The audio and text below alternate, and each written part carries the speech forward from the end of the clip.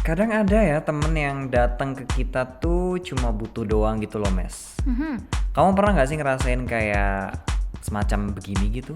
Bahkan di umurku yang 23 ini masih ada yang kayak Oh, kamu gitu. 23? Iya, aku jujur aja nih, Sama dong. aku udah 23 ya sekarang ya. Iya, bener. Nah, jadi mereka tuh cuman butuh kita pas mereka butuh bantuan doang, tapi kalau nggak butuh ya udah kita diacuhin gitu aja. Bahkan kita nggak digagas, kita nggak chat, kita nggak dibales. Tapi kalau dia butuh tuh tiba-tiba ngechat, ngeping ping ping ping ping ping ping ping.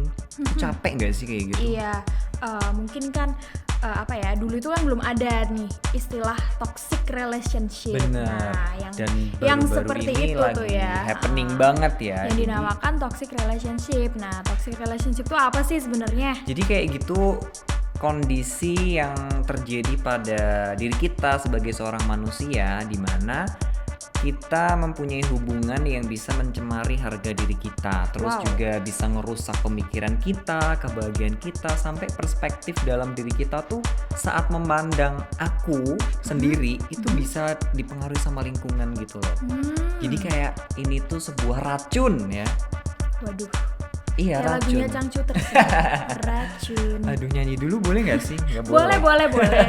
Paling nanti dimarahin. Jangan dong, ntar aku dimarahin Tribuners lagi. Ini podcast mau nyanyi apa mau nge-podcast sih gitu Nah, ya. balik lagi ya ke toxic relationship itu tadi. Oke. Nah, toxic relationship itu contohnya nih ya memiliki jenis-jenis yang beragam. Nah, mulai Banyak dari berarti ya? mulai dari adanya pemegang kendali dari sebuah hubungan hingga menggantungkan diri kepada orang lain. Wow, kalau menggantungkan Oh. diri tuh kayak misalnya nih ya, aku sama Memes berteman, terus tiba-tiba Memes tuh duitnya lebih banyak daripada Yes, aku, betul. terus aku memanfaatkan Memes nih. Iya, jadi kalau ke coffee atau kemana kita itu selalu bersama iya. dan aku lebih minta Memes, bayarin dulu dong Mes, ini dulu dong kalau Mes. nggak pakai alih-alih nih, pinjem duit kamu dulu dong, Ntar nanti aku lama-lama ganti gitu. lama-lama nggak ini ya, nggak dibayar.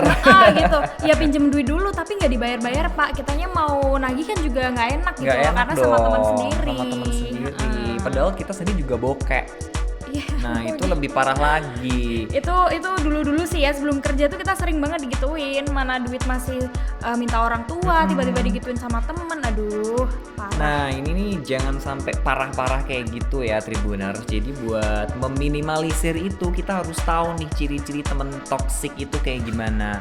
Jadi kalau misal kita ketemu sama ciri-ciri yang seperti ini nanti kita bisa ngejauhinya mulai dari sekarang. Nah yang pertama nih Mes, kita harus tahu kalau orang-orang atau teman-teman di sekitar kita itu yang sering berkompetisi.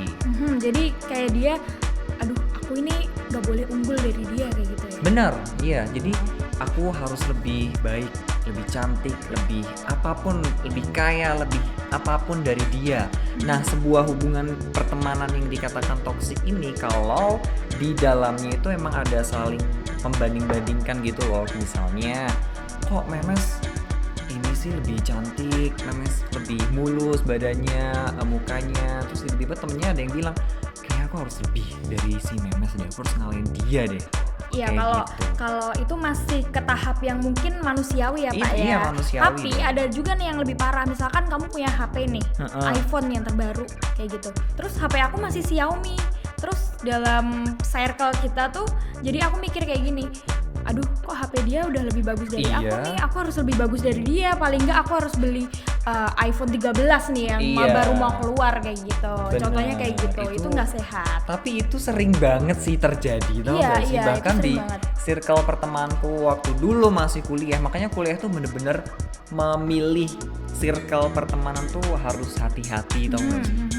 Aku tuh pernah juga ngerasain hal yang sama. Jadi aku harus memilih circle pertemanan yang bisa menimbulkan benefit yang lebih ke aku, bukan kayak cuman hedon-hedon doang kayak gitu kan, banyak banget. Apalagi anak-anak komunikasi ya masih kita Iya, ya Mas ya. betul banget. Dari mana anak-anak komunikasi itu adalah anak-anak yang pinter ngeles. Bener Beb. Tapi bukan ngeles anak orang, yang ngeles dalam tanda kutip itu loh maksudnya. Iya. Nah kompetisi ini tuh juga bisa berubah menjadi energi positif kalau kita melakukannya itu tidak secara berlebihan. Misalnya dia memang kayaknya pinter banget deh matematika, aku harus bisa nyaingin dia. Nah itu kan positif tuh. Iya. Kita mau membandingkan untuk menyemangati diri kita sendiri. Nah, yang selanjutnya nih ya, ada yang saling menyalahkan. Nah, masalahnya memang sering nih dijumpai dalam sebuah hubungan nih, baik pertemanan, persaudaraan, bahkan antar pasangan. Oke, jadi komplit nih, jadi gak Iya. cuma pertemanan doang ya. Karena itu adalah sebuah apa ya, complicated ya. Itu complicated banget sih, kalau saling menyalahkan itu udah bener-bener toxic, gak sehat. Jadi kita mau gini salah, kita mau gitu salah, kayak gitu. Jadinya emang nggak ada yang mau mengalah gitu dalam hubungan itu di fase-fase yang Jadi, toxic itu. Maunya menang terus gitu ya, Iya, Mas? iya bener, nggak ada yang sama-sama ya udah deh aku aja yang salah gitu. Kalau kamu misal jadi orang yang ada di posisi kayak gitu, kamu mau mengalah atau mau tetap mau benar? Mungkin kalau memang bener-bener yang diributin itu nggak masuk akal atau emang childish banget, itu mending aku ngalah aja deh. Tapi Buat kayaknya ini kedepannya harus, kan biar hubungan kita juga nggak gimana-gimana sama dia gitu. ini kayaknya juga harus diperhatikan terhadap konsep konteksnya ya kan. Aha. Jadi kalau misalnya ada hal yang sepele aja, yaudah kita ngalah nggak apa-apa. Tapi emang bener-bener serius dan berhubungan sama harga diri kita harus perjuangin. Iya, jadi kayak bener-bener kata-kata ini nih ya, yang waras ngalah itu berguna dalam kondisi kayak gitu. Yang gila silakan menang. Oke, terus berikutnya itu ada salah satu pihak yang sering mendominasi dalam sebuah hubungan atau sebuah perkumpulan. Biasanya ini tuh emang ya, kalau di satu tim atau satu circle itu ada orang yang mendominasi dan dia biasanya dijadikan sebagai pemimpin. Nah, ini tuh bertujuan Ketua untuk, geng ya. untuk menentukan siapa sih nanti yang akan kita beratkan keputusannya. Misalnya Memes jadi ketua geng kita nih, geng Tralala Tralili. Alay banget pak. Alay banget ya, nggak apa-apa, ini contoh doang. Jadi misalnya jadi ketua geng Tralala Tralili, Memes ini yang keputusan yang akan kita pertimbangkan lebih berat daripada yang lainnya.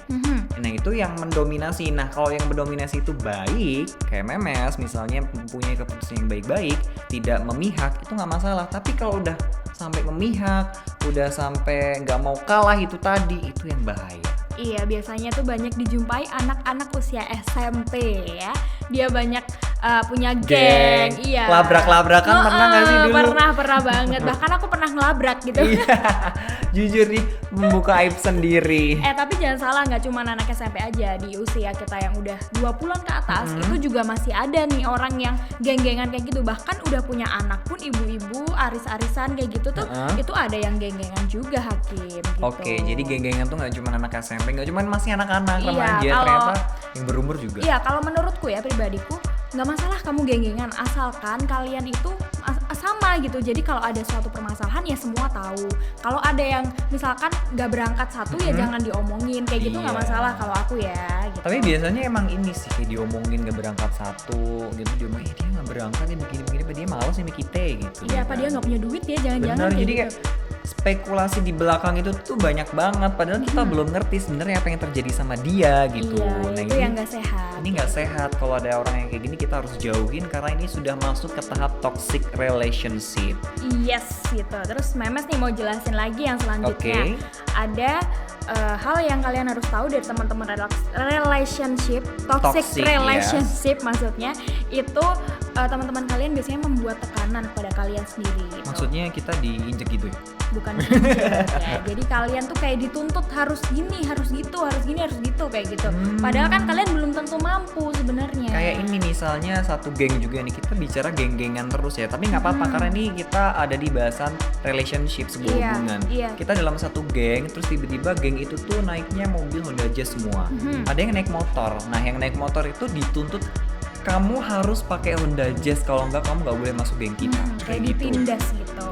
Terus juga nih ya, yang membuat tekanan tuh bisa jadi bukan karena itu aja Hakim. Gimana, Bisa Bu? jadi kamu memiliki rasa takut untuk berpendapat atau bertindak dalam lingkungan pertemanan. Gitu. Oke, jadi kalau nggak cuma harta benda doang ya, kayak pemikiran kita mau berpendapat itu Iya, iya. juga harus dipertimbangkan ya, Mes. Ya, Yes. apalagi untuk menghindari orang-orang yang toksik kayak gini. Nah biasanya orang-orang yang ditekan dalam hubungan itu dia ketika kumpul gitu sering dikucilkan, terus dia sering kayak misalkan dia ngomong suatu hal gitu terus nggak dipercaya sama mereka Oh, iya, gitu. iya, iya. Kan itu kan bikin kita jadi takut buat mengungkapkan pendapat ke teman-teman kita. Benar. Tapi di sisi lain, selain kita harus memperhatikan orang yang seperti itu, kita tuh harus ada rasa simpati, empati gitu loh, Mes.